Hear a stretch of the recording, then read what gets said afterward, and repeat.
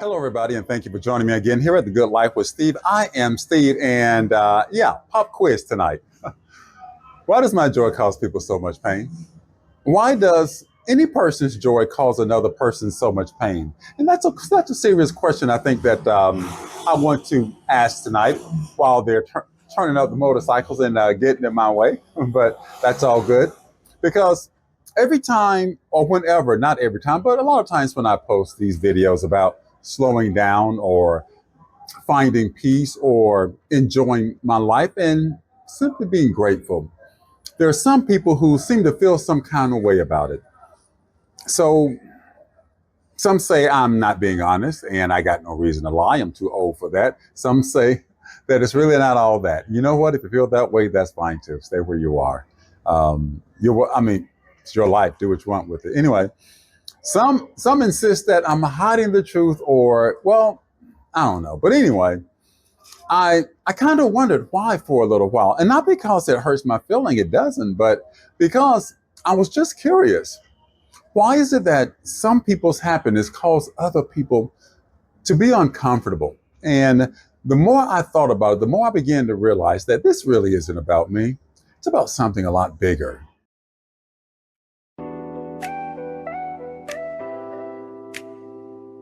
Hey yo, let's talk about life and already keep it in you though.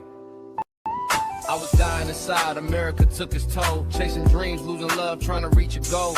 Every setback left scars, not cut through my heart. The Most High kept me breathing, gave me a new start. Loved ones gone, memories heavy in my chest. Loved and lost, I still rise, I'm still blessed. The grind tried to break me, stroke knocked me down, but I stood back up, feet firm on the ground. Now I face the sunrise, rhythm in my stride. Grateful for the second chance, blessed to be alive. From the pain and the struggle, I found my design. The good life calling, yeah, this moment is mine. 9 scars on my heart, but I'm stronger today. Every breath is a gift, every beat is a way. I'm living proof you can rise, even after the fall. The good life is here, and I answer the call.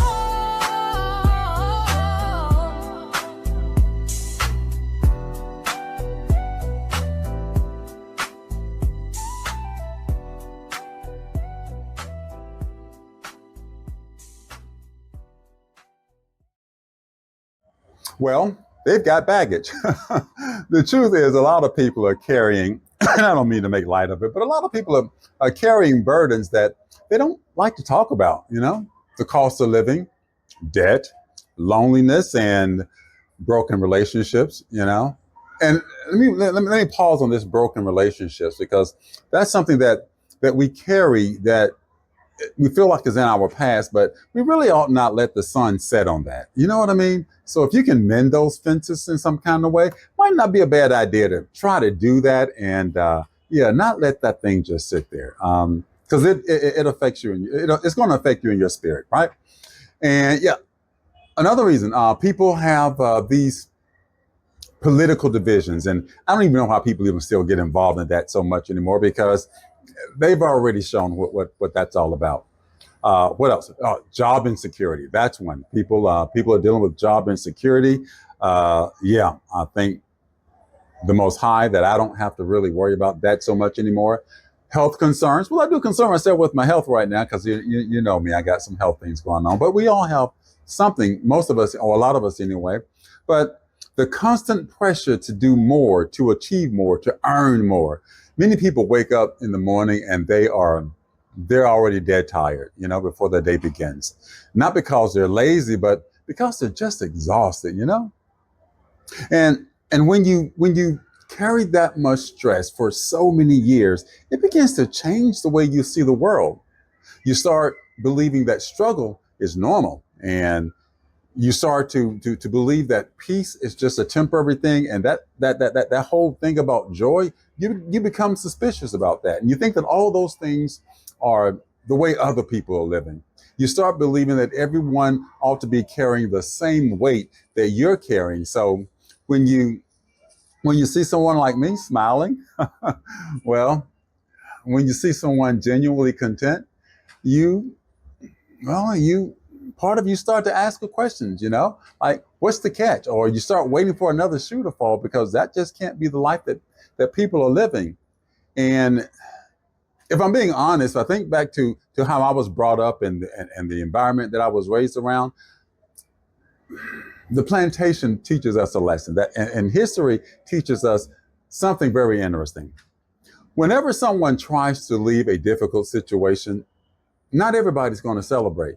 Sometimes people who are left behind, they question, your reason for living.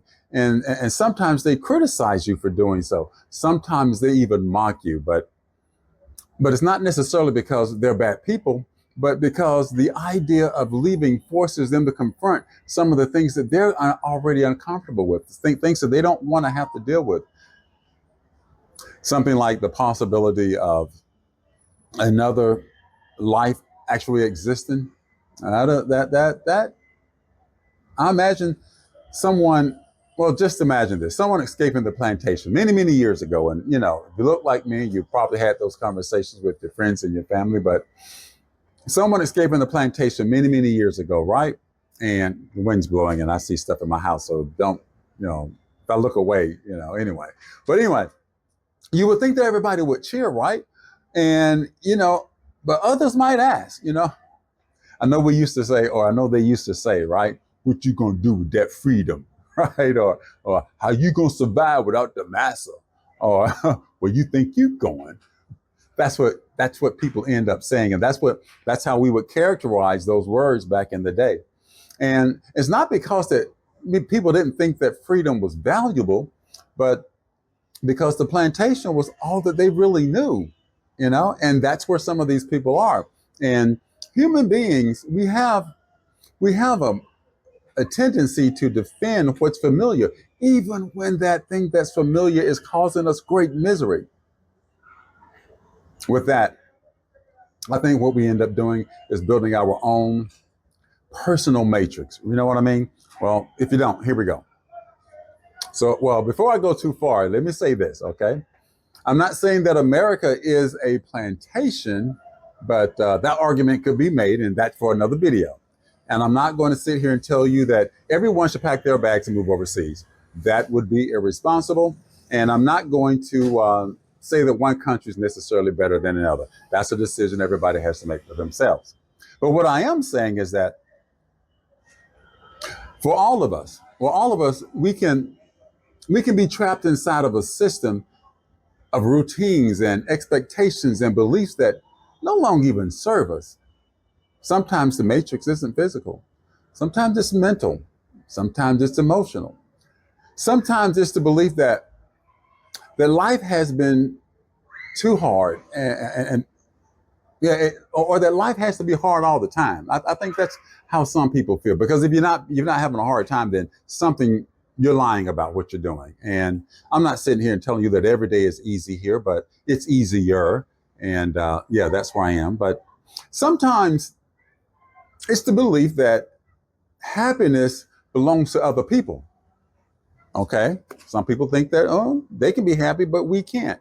Sometimes it's the belief that we're too old to change. And I know that I can look at my analytics and see that some of you are my age and older. And sometimes we feel like, I can't make a change right now. I'm too far down the road. That's fine. Okay.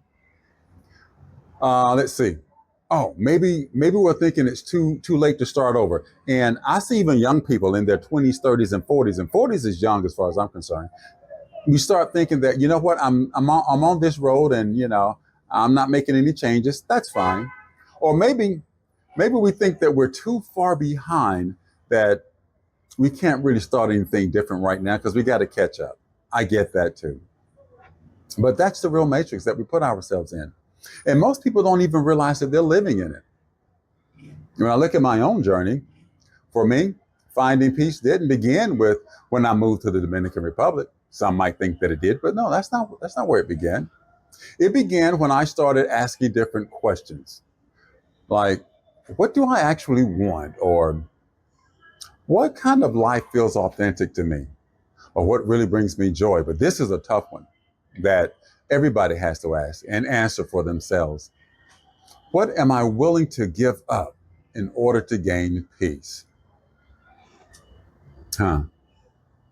And the more, well, the move for me is just, it's simply an outward expression of the answer to all those questions. You know what I mean? The destination isn't the lesson. The destination is just waking up. And so here's what I've learned. Real joy, the joy that I've had, and I've done several videos on this. It's not something that I live out loud, not the joy that I have anyway.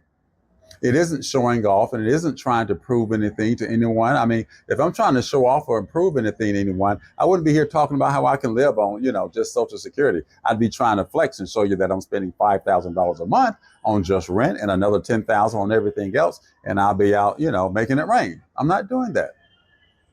Joy, real joy, it's quiet. It's drinking coffee while watching the day begin, while I sit right here on this deck and watch the world go by. It's having time to think and meditate. It's being grateful and feeling present in the life that I've built for myself. And when people haven't experienced that for a long time, wow, me expressing myself this way in this life that I have, it can accidentally remind people that they're actually missing something. And not because of what I'm doing or that I'm doing something wrong, but because sometimes when we talk about these things, we hold a mirror up to some people. So, does my joy bring you pain? Maybe sometimes, but not because joy is offensive, and not because happiness is selfish. Sometimes another person's peace forces us to confront our own restlessness. Another person's feeling can force us to examine our own limitations, and another person's contentment can remind us that we've been postponing our own happiness for far too long. And that's a bad thing. Well, maybe it's not a bad thing, because that discomfort can become like an invitation to, like I did, ask better questions, an invitation to challenge some of the old assumptions that we've carried for so long, an invitation to imagine a different future. Know this. The good life, it isn't a place. It's not the Dominican Republic, and it's not America. It's not a big house. It's not your bank account if it's got 8, 9, 10, digits or whatever, right? The good life begins when you stop living someone else's definition of success and start discovering your own. For some people, that means moving across the world. For some of you, it's going to mean moving across the street just to get away from that knucklehead neighbor of yours. For others, it might mean changing a career. For some, someone else, it might mean, like I said earlier, repairing some of those old relationships. That could lead to a better life for each of us. For someone else, it might mean finally giving themselves permission to dream again like you did when you were a kid. How about that? I don't know what your version of good life looks like, but I hope you find it. Because the best part of a good life isn't watching me here on YouTube, watching me tell or live out my truth. It's finding the courage to live your own. I'm Steve. This is The Good Life. Thank you for joining me. I'll see you on the next one.